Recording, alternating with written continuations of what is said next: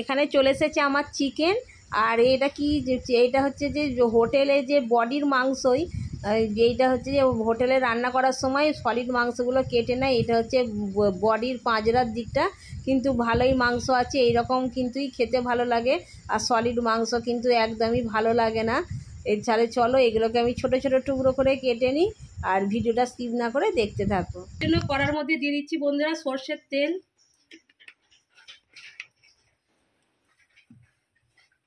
তেলটা খুব ভালো করে গরম করে নেব।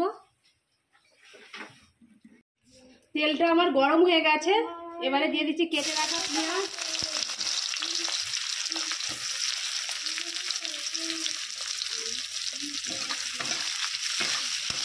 পেঁয়াজটা খুব ভালো করে ভেজে নেব।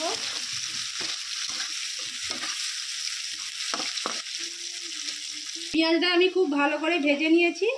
এর মধ্যে দিয়ে দিচ্ছি রসুন বাটা আর দিচ্ছি আদা বাটা। মশলাটাকে আমি খুব ভালো করে কষিয়ে নেব।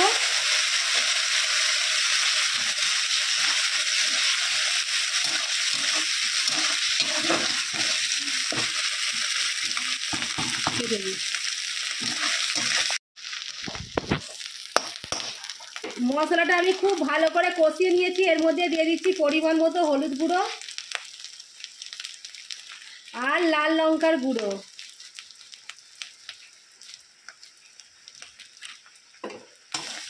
আবারও মশলাটা খুব কষিয়ে নেব ভালো করে। মশলাটা যাতে না পুড়ে যায় দিয়ে দিচ্ছি জল।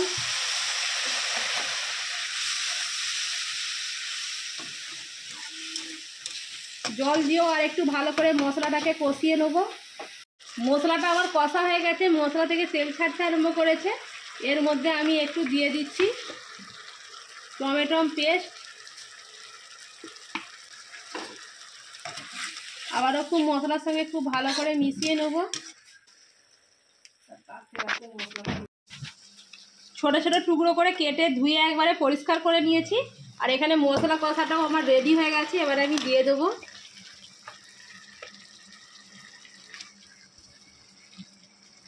এতে কচকচি আছে, পা আছে, গাঁট আছে,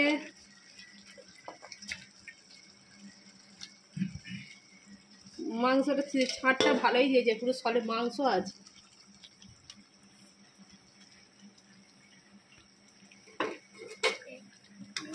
চলো এবারে আমি খুব ভালো করে কষিয়ে নেব।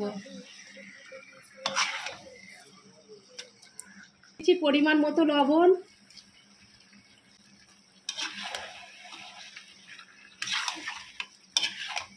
এতে কিন্তু আমি কোনো আলু আরে দেবো না, এমনি শুধুই কষা হবে।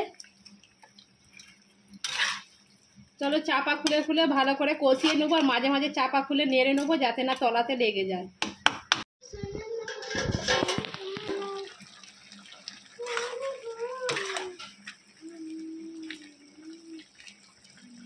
কিছুক্ষণ সময় নিয়ে বন্ধুরা মাংসটা আমি কষিয়ে নিয়েছি।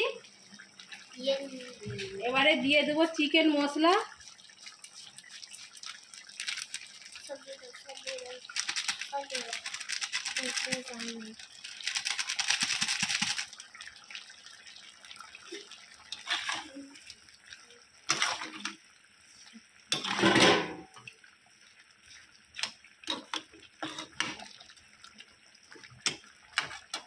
আরও কিছুক্ষণ ভালো করে কষিয়ে নেব, আর মাঝে মাঝে চাপা খুলে নেড়ে নেবো যাতে না তলাতে লেগে যায়।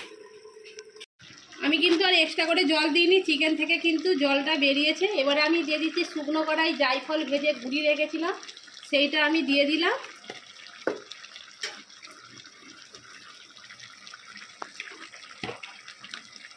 আর দিয়ে দেবো শুকনো কড়াই ভেজে রাখা জিরে, ধনে আর গরম মশলার গুঁড়ো। তিনটে মশলা আমি একসঙ্গে দিয়ে দিলাম।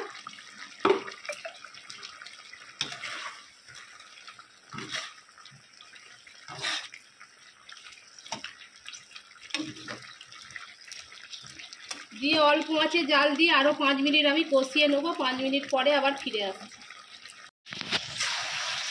তৈরি হয়ে গেল বন্ধুরা আমার এইরকম চিকেনের ছাঁট। এতে পা আছে, পাঁজরা আছে, গাঁট আছে, তারপরে মেটে আছে, কচকচি আছে, মানে সব রকমই আছে এতে। তাহলে চলো তৈরি হয়ে গেলো বন্ধুরা আমার গরম গরম এরকম চিকেন কষা। তাহলে চলো এবার আমি কড়া থেকে নামিয়ে নেবো। তৈরি হয়ে গেল বন্ধুরা আমার এইরকম গরম গরম চিকেন কষা, আর দারুণ কিন্তু একটা গন্ধ বেরিয়েছে। এরকম চিকেন কষা খেতে কার কার ভালো লাগে অতি অবশ্যই কমেন্ট করে জানাতে ভুলো না কিন্তু। আর এই রকম চিকেন কষা বন্ধুরা গরম ভাতের সাথে, এমনকি লুচি, পরোটা, রুটির সাথেও কিন্তু ভীষণ ভালো লাগে। তাহলে চলো, আর কালারটাও কিন্তু দারুণ এসেছে। আজকে যে চিকেন কষাটা বানালাম সেই ভিডিওটাই তোমাদের সঙ্গে শেয়ার করলাম। শুধু কি ভিডিওটা শেয়ার করলে হবে, খেয়েও তো দেখতে হবে চিকেন কষাটা কীরকম হয়েছে। তাহলে চলো আমি প্লেটে চিকেনটা ঢেলে নিই, তারপরে ভাতটা বেড়ে নেব। আর এখানেও দেখো ভাত বেড়ে নিয়ে চলে এসেছি।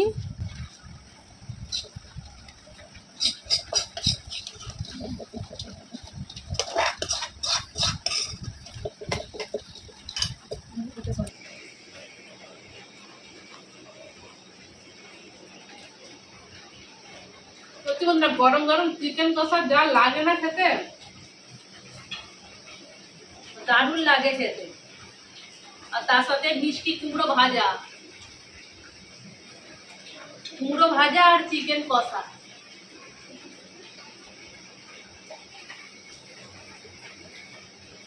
কেমন লাগে সালার মাংস?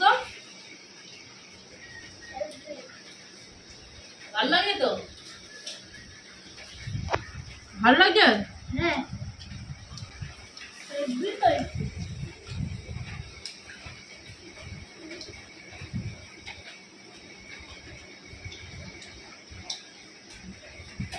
চলো বন্ধুরা আমরা খাই। বাবা আমার সোনাটা আমার খুব ভালো লেগেছে, আমার সোনাটা চিকেন কষাটা পছন্দ করে। আজকে ওরা আলু আরে কিছু দিইনি, পুরো শুকনো শুকনো কষা করেছি। তাহলে চলো বন্ধুরা খাওয়া দাওয়া করে নিই, আবার নেক্সট ভিডিওতে দেখা হচ্ছে। টাটা টাটা করতাম মা।